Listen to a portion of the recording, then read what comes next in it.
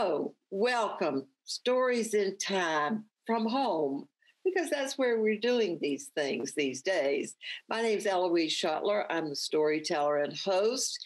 And today we're going to have a special guest here with us. And I know that you're going to be really happy to have Fanny Crawford come to visit. But before I ask Fanny a question, think about you. Did you have a really great Thanksgiving? How was the food? Did you work it? Did you get it sent in? I know you can't tell us now, but maybe you'll be remembering and thinking or writing a note to yourself when we finish. But now we'll turn and talk to Fanny Crawford. Hi, Fanny. I'm really glad that you're here this morning. We're going to do a lot of things together. But first, may I ask you a question? Yes, please. How was your Thanksgiving? I knew you were going to ask me that. I know. I told you. It was a good holiday. It was different, of course. And anytime there are changes in the traditions, it's easy to get anxious and stressed. It's just the three of us. My daughters moved in with us for the duration, however long that may be. And she helped me cook, so that was wonderful. We had a nice, quiet dinner, and I tried some new things. So, well, what were those? I'm happy. What were the new things? Don't go. Well, I love cornbread stuffing, and I had a new recipe that I got from, I think it came from Deborah Madison's cookbook. Yeah. And that came out really well. So that worked out. And just already, I did the regular, stuffing, which I do love, but I also love cornbread. That was really good. Yeah. Must have been good. Well, now we're here to talk today about what you're doing as a storyteller, which you are quite a storyteller, that you're performing, but you have a radio program that you do, correct? Yes. And then you're doing a project that you're going to tell us about in the second half. And I'm really looking forward for people to hear what you are doing. Tell us about how the storytelling that you're doing is sort of going along. What are you doing? Well, of course, everything's different in a time of COVID. But we are adjusting. I'm most wrapped up in the City of Hagerstown Arts and Entertainment project that you know about, and I guess we'll be talking about further in. The radio show takes up a fair amount of time because we have a weekly show. I have a radio partner, Stash Zielkowski, that I know you've met and you're familiar. It's a good pair. Yes. Well, we complement each other really well. Our personalities are not quite opposite, but we definitely fill in the gaps for each other. And Stash can talk anywhere, anytime for an hour on any subject. He's just a great natural storyteller, whereas I have to think about it first. So he's the perfect partner for me. And so you started off as a single up there in Hagerstown, and then after a while, was it 2 years before you got a partner? Yeah, almost 2 years. I started out just doing a 10-minute story twice a month on the Shepherd University radio station because I knew one of the radio hosts there, and he invited me to come and tell stories for 10 minutes twice a month, and that was cool. I really enjoyed that.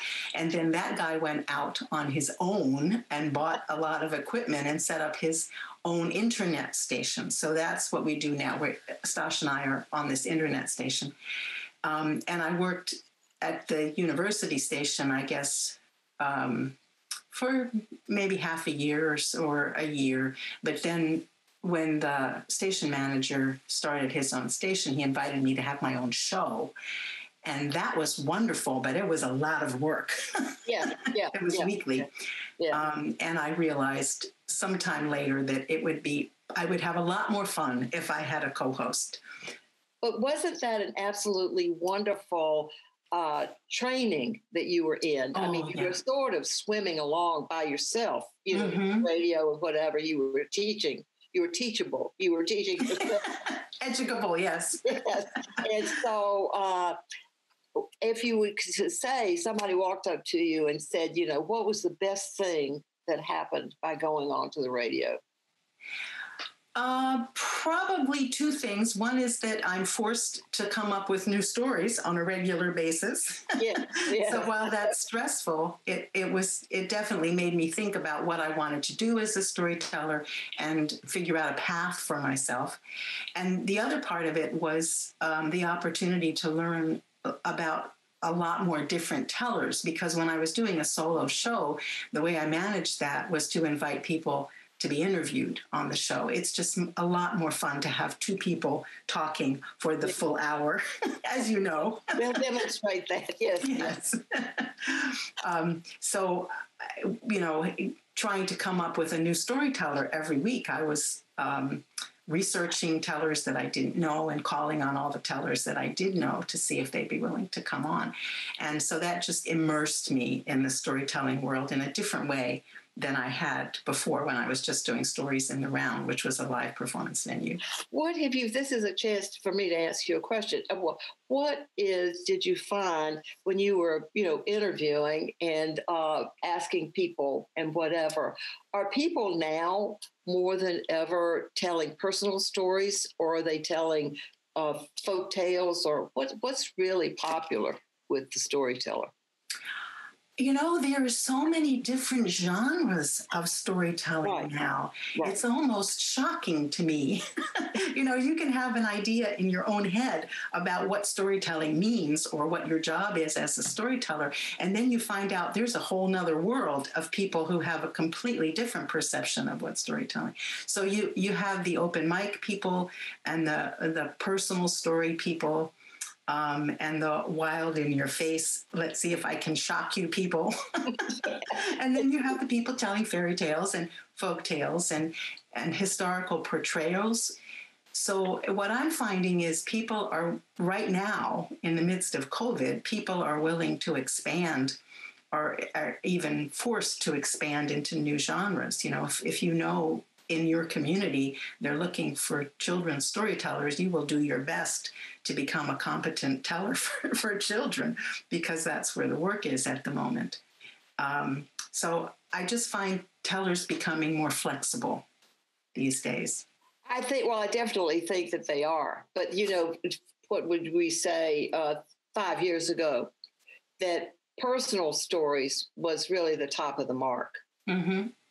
And there were some that were telling fairy tales and that sort of thing. But the personal story was new and whatever. And so do you think it's leveling out so that your audience is open to either thing?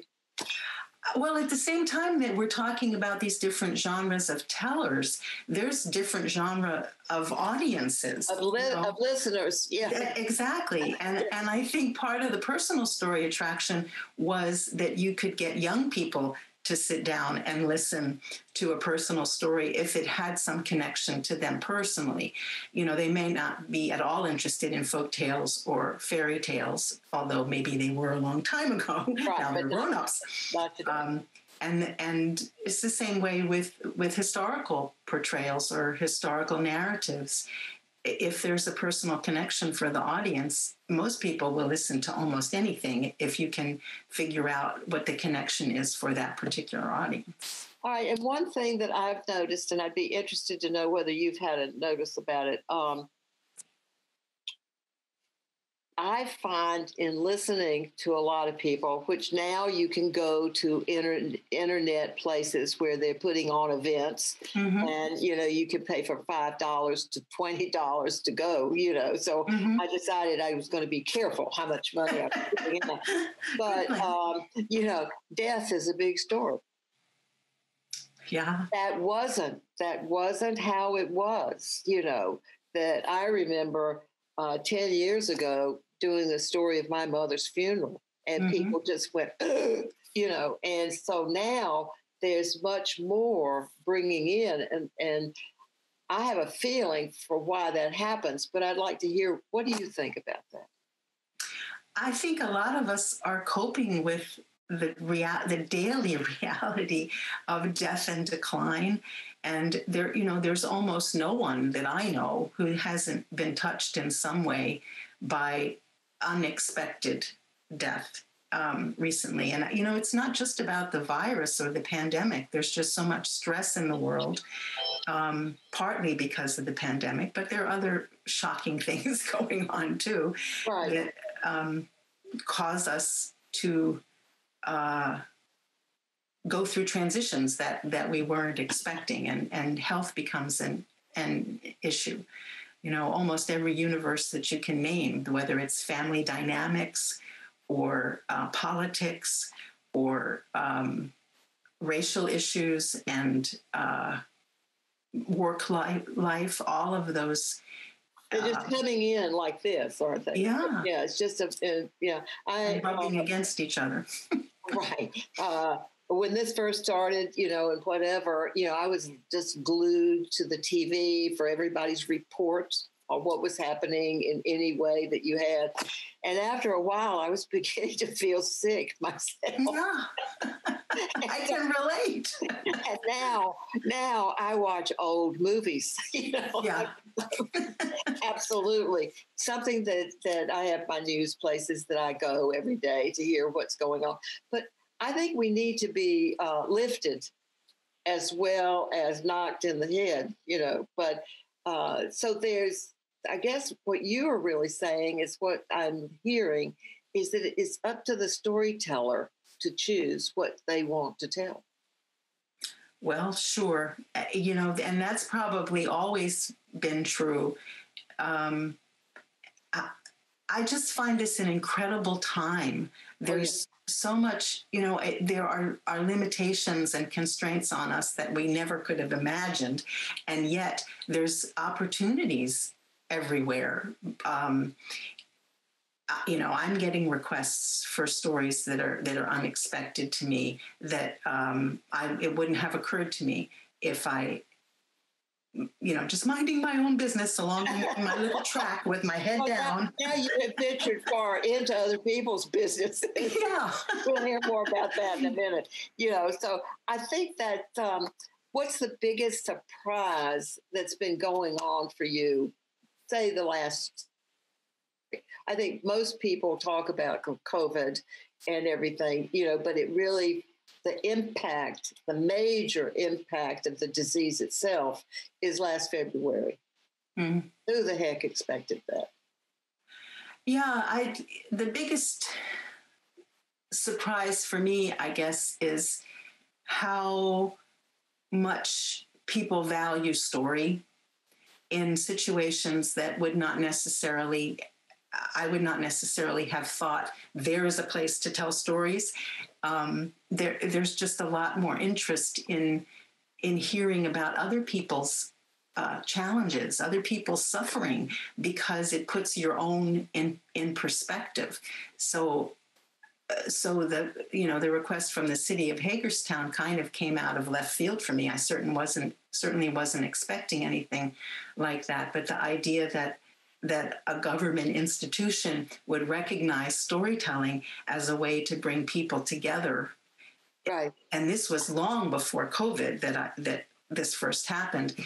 But because they knew that they needed to bring people on board to changes within the city, storytelling occurred to them as a way to bring people together and to bridge different narratives, get people talking. And now we are just about to ask you, what are you doing? What in the world are you doing? And I'm seeing that you're at that point where it's just oozing out. No, you know what I mean? It's not as a high praise, that it's something. So tell us about, what you're doing with storytelling in Hagerstown. Well, the community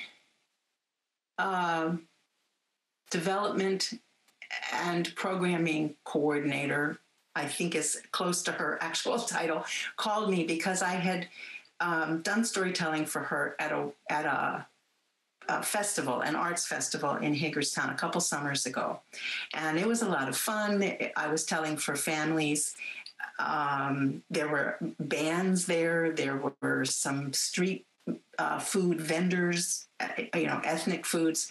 And there was just a lot going on. There were some clowns and a theater group, and they wanted storytelling. So I told a couple stories. I really enjoyed it. And then out of the blue, not this past summer, but the summer before, I got another call asking me if I'd be interested in working on stories, developing stories to tell at the next summer festival. It's called Imagine Hagerstown. And they wanted me to focus on the arts and entertainment district, which is like a 4 to 5 block square area downtown that includes the Maryland Theater and some other iconic arts centers. And they weren't clear really what they wanted. They were leaving it up to me, but they wanted me to tell stories that would focus on that spot, that geography within the city, and kind of make it accessible to people who didn't ordinarily think about the arts and entertainment district. And so I asked if I could interview people who live and work downtown area, right in that area, and create stories from the narratives that I got from them. Okay, now that's really terrific. We're going to have to move for a moment. And you're going to continue. Don't go anywhere, because after this little break, Fanny is going to tell us one of these stories. It's absolutely fascinating what you're doing. And I'm just awfully glad that you're here today. So just sit tight and we'll be back. Our fight against coronavirus isn't over. Let's wear face masks in public, stay 6 feet or more from others, follow state and local guidelines, and wash our hands frequently. Let's move forward together. Learn more at coronavirus.gov. Well, we're back. I'm happy to tell you that. And Fanny Crawford, our guest, has come with us to tell us a story. But there's something you need to know. Her project in Hagerstown includes her requiring and making the story, getting it from somebody else. So when she appears for us, she's not her. She'll tell you who she is, but she's a voice for somebody else. Fanny. My name is Zunni. I call myself a diversity advocate. I'm called to this work from listening to my ancestors for years now, especially my great-great-great-great-grandmother, Caroline Branham, enslaved at Mount Vernon, house servant for George and Martha. Enslavement did not make Caroline quiet. I was born in Washington, D.C., moved to Montgomery County and then Baltimore. When I retired, I didn't want to stay in Baltimore, and I'd been hearing for years from 3 separate groups of friends about their fine city of Hagerstown, bragging. And I did, in 2013, I moved to Hagerstown. Now, even before this pandemic, I had not been seeing as much as I wanted to of my 4 daughters and my grandchildren. They say, "Mama, it feels like we're driving to Maine when we come to Hagerstown over all those mountains," as if they were on foot and had backpacks and leading oxen. Well, I've learned to Zoom with them to stay in touch. But the biggest separation, the hardest disruption was with those friends here in Hagerstown. The reason I came to the city in the first place, the people that were my first excitement about the city, they're alone now, elderly, and I don't visit for safety's sake. I miss them greatly. But I've always moved around within the arts and entertainment universe. My favorite professional job of all time was as multicultural audience and development coordinator for Arena Stage in Washington, D.C.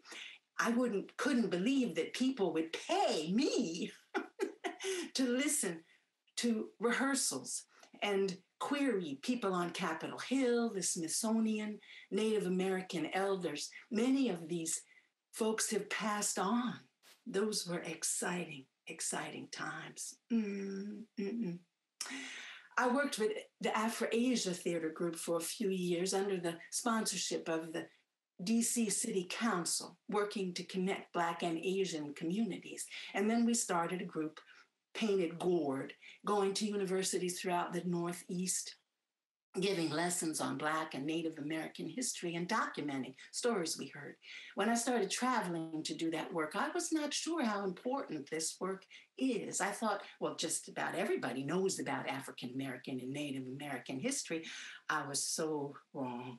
Listening to people everywhere, they were hungry for this information. Well, not everyone, but enough that I began to understand how important the work is.